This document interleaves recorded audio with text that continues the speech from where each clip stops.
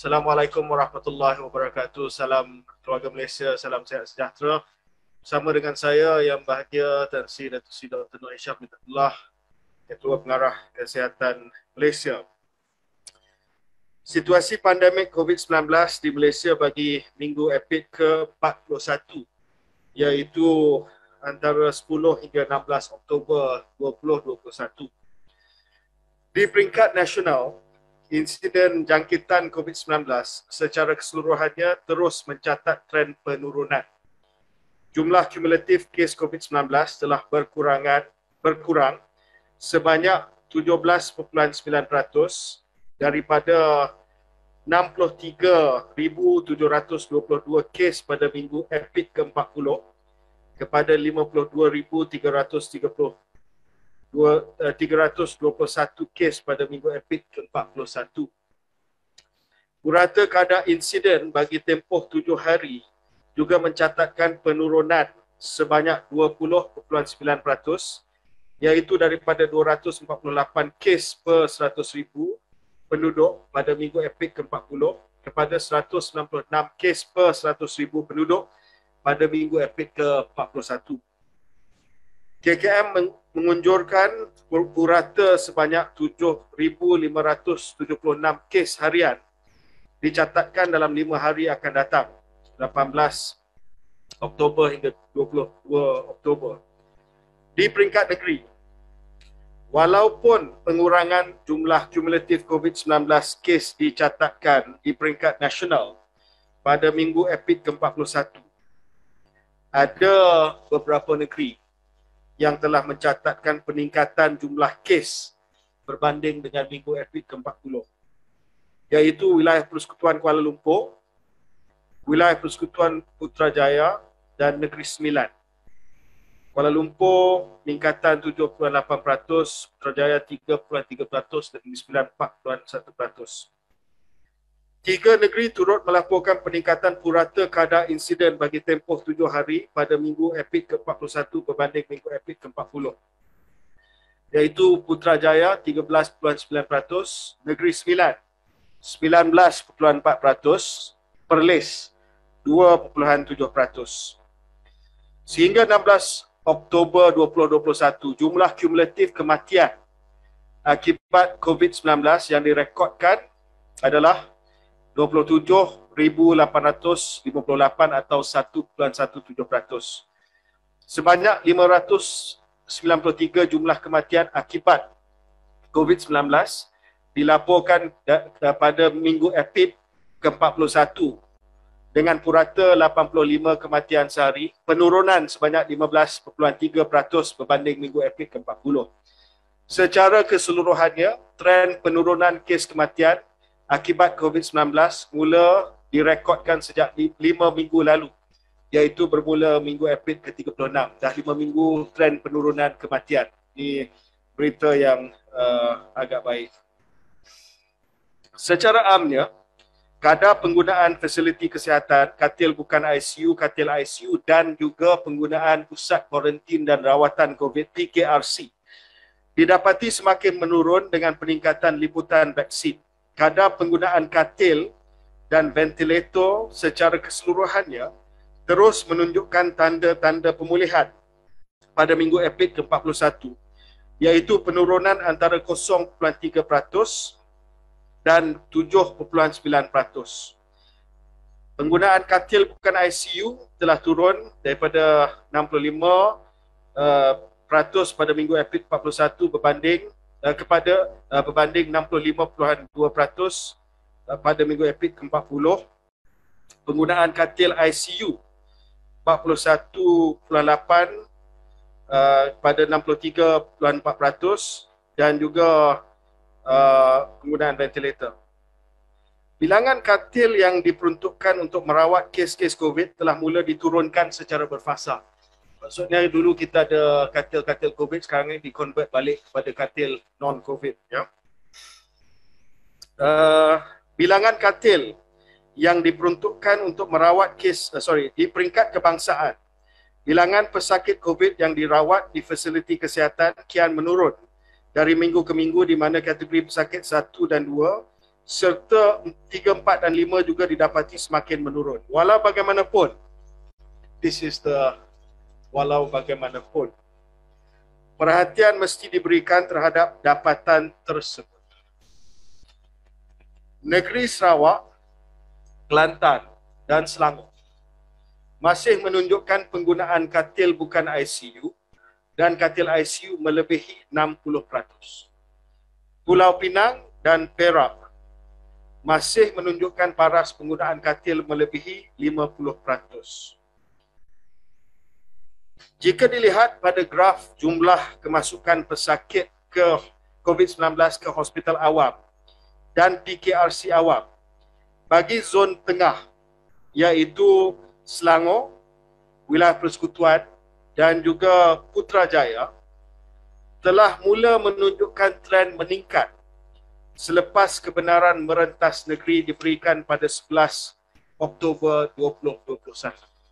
Saya ulangi, kemasukan pesakit COVID-19 ke hospital awam dan pusat kuarantin dan rawatan COVID awam bagi zon tengah iaitu Selangor, wilayah persekutuan, Kuala Lumpur dan Putrajaya mula menunjukkan tren meningkat selepas kebenaran merentas negeri dibenarkan pada 11 Oktober. Situasi yang serupa dilihat bagi negeri Sarawak, terutamanya bagi pesakit kategori 3, 4 dan 5 selepas kebenaran rentas daerah dan negeri diberikan. Data adalah yang kita akan sampaikan bagi per 100,000 populasi. Begitu juga tren kemasukan pesakit COVID kategori 3, 4 dan 5 ke hospital awam di zon selatan di mana Negeri Sembilan mula menunjukkan tren meningkat bermula minggu epid ke-40. Kesimpulan yang saya ingin sampaikan hari ini adalah kita di Kementerian Kesihatan Malaysia melihat kepada beberapa indikator-indikator awal ataupun leading indicator. Dan leading indicator di beberapa negeri, termasuk negeri Selangor dan juga di wilayah persekutuan Kuala Lumpur, menunjukkan tren kemasukan ke hospital yang agak membimbangkan. Dan perkara ini adalah satu perkara yang dalam perhatian Kementerian Kesihatan Malaysia untuk terus pantau dengan lebih teliti lagi profil kemasukan COVID-19 ke hospital di negeri-negeri yang berkenaan. Sudah pasti Kementerian Kesihatan Malaysia mahu kes-kes serius yang dimasukkan ke hospital ini dapat kita kurangkan. Jadi angka-angka yang menunjukkan peningkatan dari segi kemasukan ke hospital ini akan diteliti untuk tindakan selanjutnya. Tindakan selanjutnya yang ingin saya umumkan yang pertama adalah untuk kita memperluaskan pelaksanaan pemberian dos penggalak ataupun booster dose. Kementerian Kesihatan Malaysia amat menggalakkan supaya individu yang layak untuk mengambil dos penggalak ataupun booster dose bagi mendapatkan suntikan dos penggalak. Ini supaya tahap perlindungan yang optimum dapat dicapai terhadap jangkitan COVID-19.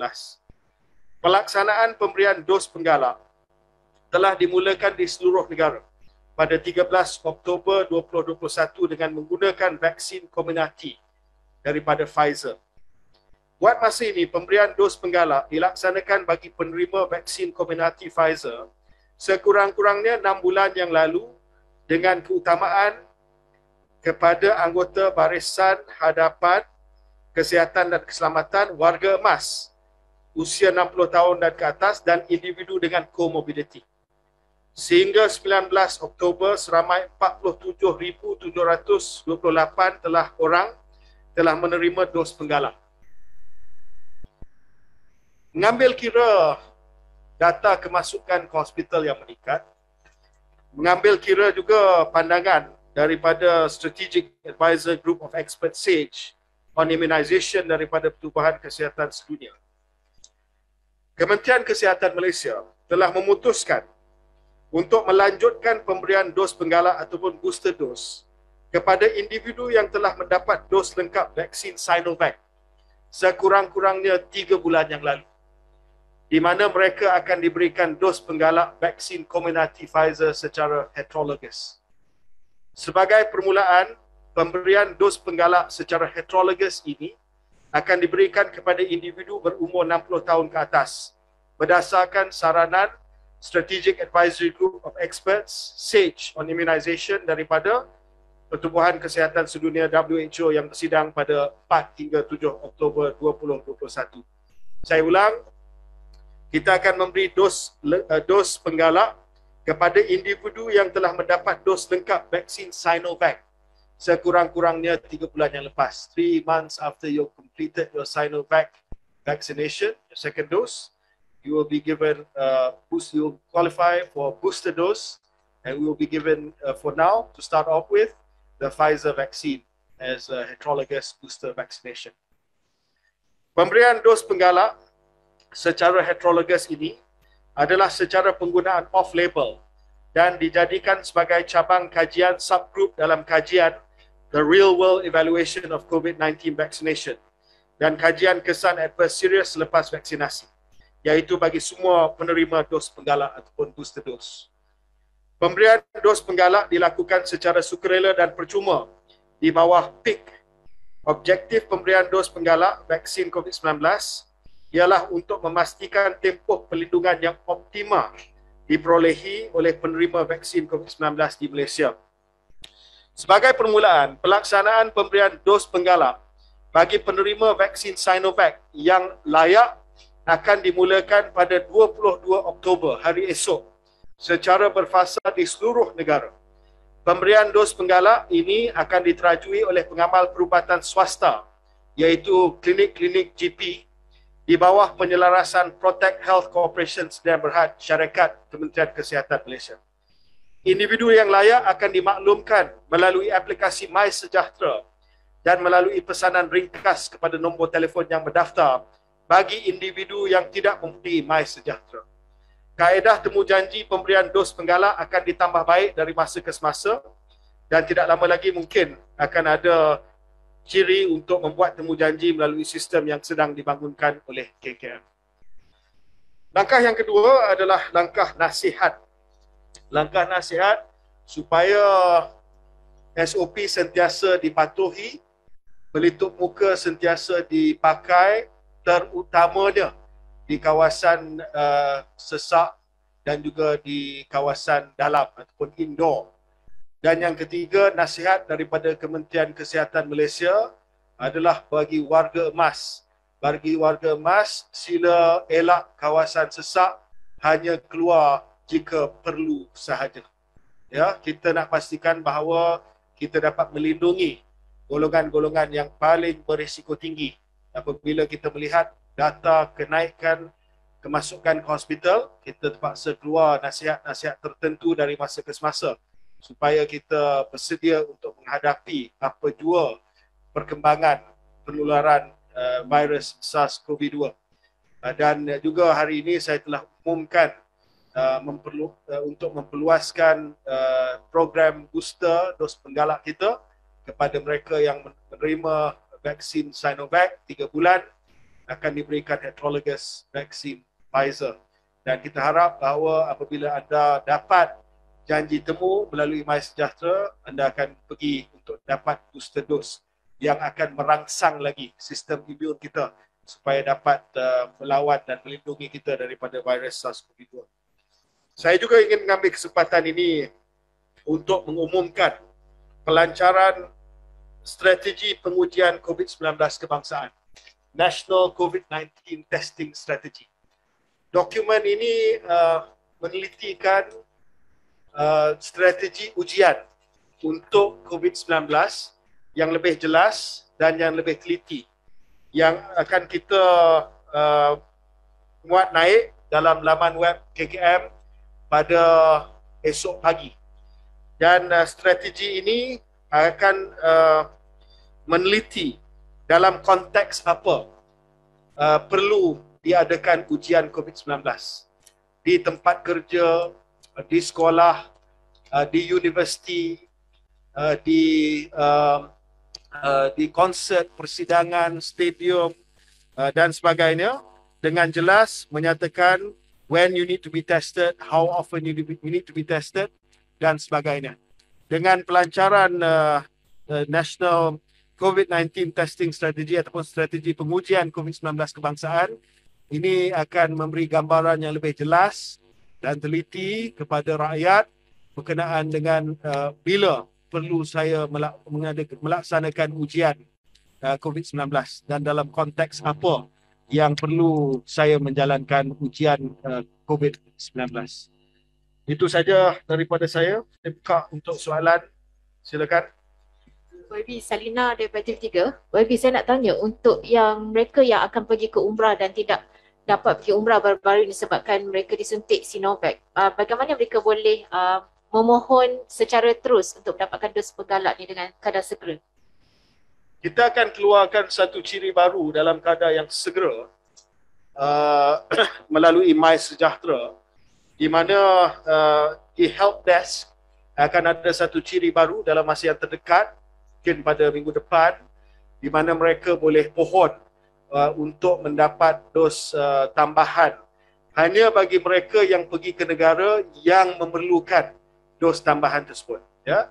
Dos penggalak ini hanya dihadkan kepada kumpulan yang saya sebutkan tadi, barisan hadapan, above 60 dan sebagainya, kecuali mereka sebagai contoh nak pergi umrah. Umrah memang Arab Saudi syaratkan.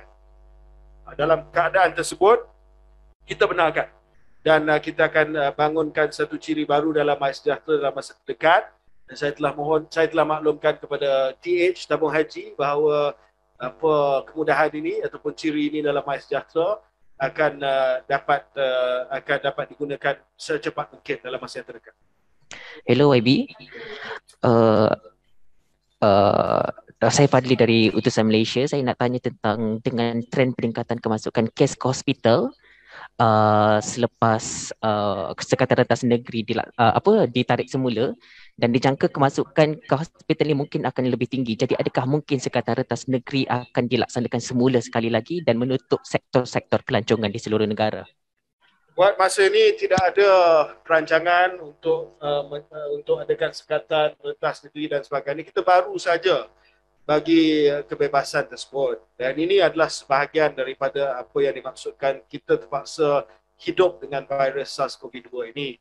Cuma saya telah bincang dengan Tan Sri KPK melihat kepada data, belum lagi sampai tahap di mana sistem kesihatan awam akan lumpuh.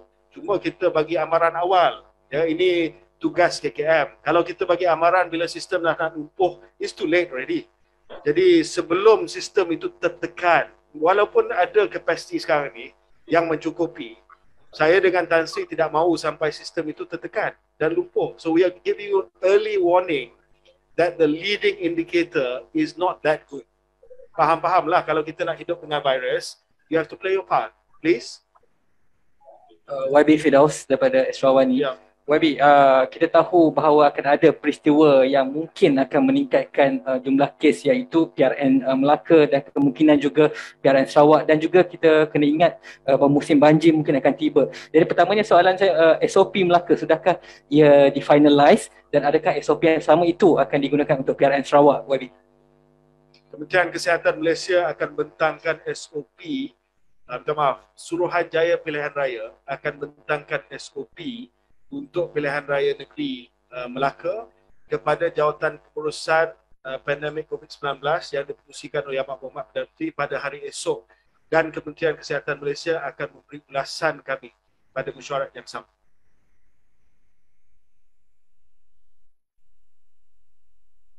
YB, kalau tak keberatan mungkin boleh juga sentuh mengenai isu MySejahtera yang sejak beberapa hari ini ada beberapa isu yang timbul, YB.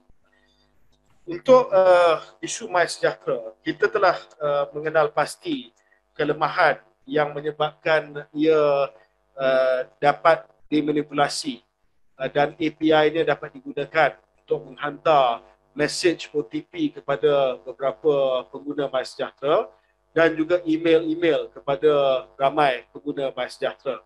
Masalah tersebut telah pun dikenal pasti dan telah pun atasi pada semalam, dan kita akan memastikan dengan kerjasama daripada National Cyber Security Agency NACSA bahawa tahap keselamatan security dalam MySejahtera itu dapat ditingkatkan lagi. Saya ingin tegaskan bahawa tidak berlaku pencerobohan kepada database ataupun maklumat pengkalan maklumat MySejahtera. Apa yang berlaku adalah hanya penyalahgunaan API, ya, tetapi pencerobohan pengkalan maklumat MySejahtera itu tidak berlaku, dan ini disahkan melalui ujian dan semakan yang dibuat oleh NACSA. Next, Geraldine, Malaysia Kini, please. Hi, YB. This is Geraldine from Malaysia Kini. My question is related to what was asked earlier about the MySejahtera issue. You mentioned it was fixed last night, but I have received reports of people still receiving, OTP messages and emails up to like 2 a.m. This morning. So why is this issue still ongoing? As you said, the issue has been, the problem has been identified. The other thing is about the Malacca PRN. You mentioned KKM will also be presenting in the meeting tomorrow. There was SOPs put in place during the Sabah polls as well, but COVID cases still shot up afterwards. How will KKM ensure the same thing will not happen during the Malacca polls? Could you repeat the last question, please? How will KKM ensure that the same thing that happened, during the Sabah polls will not happen during the Malacca polls? Because people weren't following SOP, even though SOPs were being put in place. Yeah. So I think untuk pilihan raya negeri, Kementerian Kesihatan Malaysia mengambil maklum apa yang telah berlaku di Sabah. Jadi ulasan kita terhadap SOP yang akan dicadangkan oleh Suruhanjaya Pilihan Raya akan mengambil kira pengalaman di Sabah nanti. Ya, apa yang kita akan buat adalah memastikan bahawa apa yang telah berlaku pada waktu Sabah tidak akan diulangi. Cuma saya ingin membuat sedikit pandangan lah. Di Sabah tempoh hari kita belum lagi ada vaksinasi. Ya, jadi kita buat penilaian risiko berdasarkan kepada adanya vaksinasi. Tapi kita juga terima hakikat bahawa di Sabah tempoh hari tidak ada penularan Delta ataupun varian Delta. Jadi kita ambil kira semua perkara ini sebelum kita memberi ulasan. Ulasan telah pun diberi semalam di mesyuarat jawatankuasa Kuartet. Tetapi kita akan beri ulasan besok sebab besok akan diutamatkan SOP untuk pilihan raya. Berkenaan dengan isu MySejahtera, sudah pasti kita masih lagi sedang menerima beberapa aduan. Kita dah melaksanakan 2 fix ataupun 2 kaedah untuk memperbaiki keselamatan. Dan kita akan buat juga tambahan pada hari ini untuk memastikan bahawa untuk manually register for individual numbers to make sure that we can close that back door as well.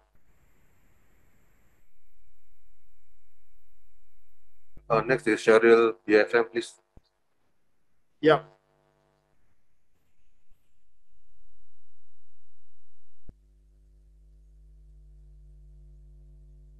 Cheryl, BFM. Just while waiting, what we have done is we have ensured that I have a question regarding the booster shots.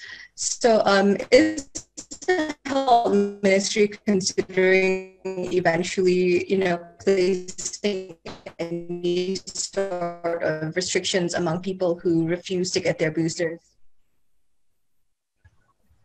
Yeah, well, at the moment, the boosters are... Sorry, can you hear me? Yeah, at the moment, buat masa ini, dos penggalak adalah secara sukarela. Ya? So, sudah pasti kita hanya mengambil kira status vaksinasi lengkap, iaitu the primary vaccination, both the first and second dose, the primary vaccination.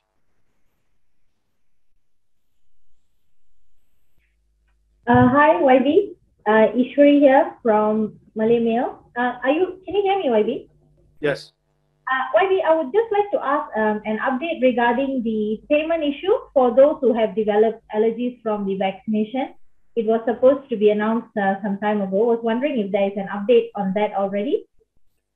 Ada beberapa permohonan baru yang telah pun dibuat yang sedang melalui penilaian Jawatankuasa Pharmacovigilance. Saya rasa lebih baik kita tunggu sehingga semua permohonan ini selesai dinilai oleh Jawatan Kuasa Pharmacovigilance, by then mungkin kita akan selesai vaksinasi untuk sebahagian besar daripada populasi yang layak menerima, termasuk golongan remaja. Justru saya akan umumkan selepas kita terima dan selepas kita nilai semua permohonan untuk tabung mudarat vaksin. Okay, YB, sorry, my last question. Now you announced that the booster shots should only be given for Sinovac recipients who have completed their doses. But what about those who've received other vaccines like AstraZeneca and then maybe Johnson & Johnson and others? Are there any discussions or any update on when they would be receiving theirs? Ya, kumpulan pakar kita sentiasa melihat kepada data daripada negara-negara lain. Dan apabila mereka sudah berpuas hati dengan data tersebut, terutamanya data daripada UK, di mana kebanyakan daripada primary series ataupun vaksinasi pertama dan yang kedua menggunakan vaksin AZ, dan sekarang ini mereka menggalakkan booster, kita juga akan buat show yang sama. Dan kita akan terus membuat pengumuman selepas kajian dibuat oleh kumpulan pakar kita, dan kita akan umumkan. Buat masa ini kita bermula dengan homologous Pfizer dengan heterologous Sinovac Pfizer dulu. But that is not to discount future mix of vaccines also.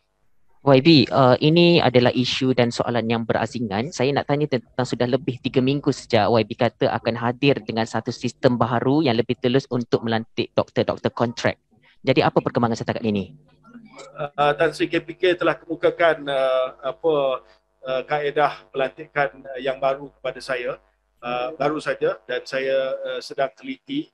Kita pun baru saja mengadakan mesyuarat dengan Perbendaharaan Kementerian Kewangan untuk bersedia bagi memberi input kepada ucapan belanjawan. InsyaAllah kita akan mendengar satu berita pada waktu ucapan pembentangan belanjawan. Okay. Code Blue. All right. Hi YB, Alifa from Code Blue. We have 2 questions. On booster shots, you cited SAGE just now instead of NPRA for off-label vaccine use. So since Malaysia is using off-label for mix and match vaccines, are individual treating clinicians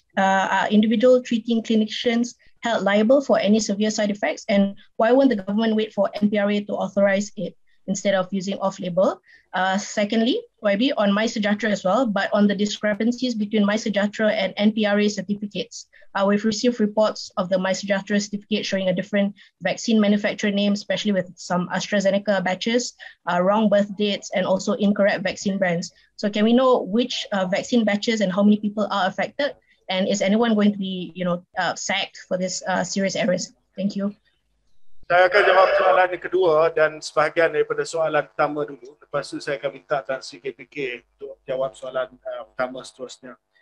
Kenaan dengan penjelasan isu perbezaan maklumat keluar vaksin pada sijil digital vaksin COVID-19. Setelah kita menjalankan semakan, mendapati isu ini berlaku berikutan pertindihan data antara kelompok berbeza yang menggunakan nombor Global Trade International Number yang sama dalam BMS. Secara kesimpulannya, merujuk kepada artikel yang dipaparkan oleh portal anda, maklumat mengeluar pada sijil lot release bagi dos pertama pengadu dengan nombor kelompok ABX 6083 iaitu AstraZeneca AB daripada Sweden adalah tepat. Ketika ini, semua produk vaksin COVID-19 jenama AstraZeneca yang diterima melalui fasiliti COVAX menggunakan kod-kod GTN yang sama seperti diperuntukkan kepada SK Bioscience dalam sistem BMS.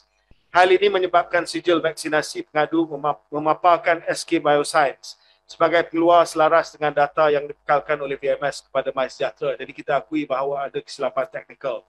Bagi mengatasi masalah ini, pihak KKM sedang mengemaskini maklumat bagi data yang terlibat dan tindakan dijangka selesai sebelum akhir bulan ini. Pengemaskinian ini dijangka melibatkan hampir 100,000 data penerima vaksin AstraZeneca. Data yang dikemas kini akan disegerakan dan kepada pengguna melalui aplikasi MySejahtera secara automatik. Jadi jangan risau, vaksin itu memang vaksin AstraZeneca. Cuma ia adalah vaksin AstraZeneca yang datang daripada kilang di Sweden. Tapi dilabelkan dalam MySejahtera sebagai vaksin AstraZeneca yang datang daripada kilang Korea Selatan disebabkan kesilapan labeling dos vaksin tersebut. Untuk soalan yang pertama, sebelum Tan Sri memberi ulasan, cuma saya ingin mengulangi bahawa Kementerian Kesihatan Malaysia telah membuat keputusan melaksanakan pemberian dos penggalak secara heterologous dengan penggunaan off-label. Caranya adalah untuk menjadikan pemberian ini sebagai cabang kajian ataupun subgroup to the study that is ongoing, the real world evaluation of COVID-19 vaccination yang sedang dilaksanakan. Saya jemput Tan Sri KPK. Terima kasih Yang Berhormat Bismillahirrahmanirrahim. Assalamualaikum warahmatullahi wabarakatuh. Kementerian Kesihatan telah pun bersetuju untuk menggunakan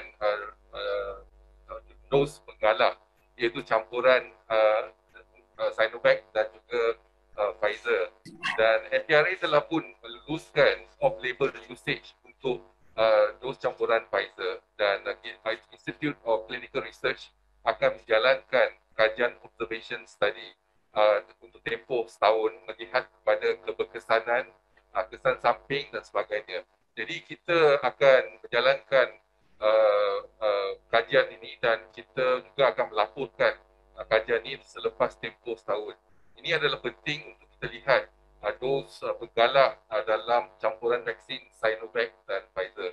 Jadi insyaAllah saya rasa ini juga adalah kerjasama pelbagai pasukan iaitu MPRA, ICR, NIH dan untuk mendapatkan data-data yang terkini supaya meyakinkan kita sama ada campuran dos penggalak campuran ni boleh kita gunakan dan kita boleh berkongsi maklumat ni dengan agensi-agensi lain ataupun dengan pihak global ataupun di pihak peringkat pertubuhan kesihatan sedunia. Terima kasih.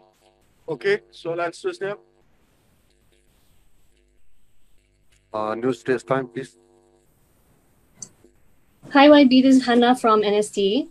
I have two questions. The first question is, can people pay to receive booster shots, or are they limited to the groups that you mentioned earlier?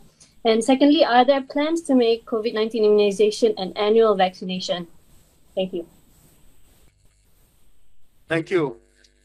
For now, the booster shots are only recommended to the groups that I mentioned earlier. Yeah. Once apabila kita memperluaskan lagi booster shot, contohnya kita dapat data yang secukupnya daripada pihak Sinovac, contoh untuk pemberian Sinovac sebagai dos penggalak kepada vaksin Sinovac, disebabkan Sinovac ada di pasaran, maka siapa yang nak pergi bayar pun bolehlah bayar, ya, cuma kena tunggu kelulusan MPRA untuk Sinovac digunakan sebagai dos penggalak. Jadi buat masa ini adalah terhad kepada kumpulan yang saya sebutkan tadi, yang mana mereka akan terima secara percuma melalui PIK. Untuk soalan berkenaan sama ada vaksin ini akan menjadi suntikan tahunan. Buat masa ini kita akan melihat kepada data daripada negara-negara lain dan kita akan pantau sama ada dos tahunan diperlukan. Yang kita tahu banyak negara sudah pun bermula dengan dos penggalak, iaitu dos yang ketiga. Tidak ada negara yang dah bagi sampai keempat, ya. Tapi kita akan pantau dan kita akan kaji pengalaman daripada negara-negara yang mungkin telah memulakan program vaksinasi lebih awal daripada kita. Dan sekiranya mereka juga telah melaksanakan dos tahunan, mungkin dos keempat tahun depan dan sebagainya, then we will study the data.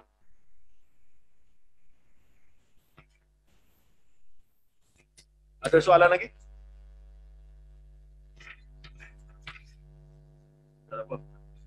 Okey, terima kasih. Thank you.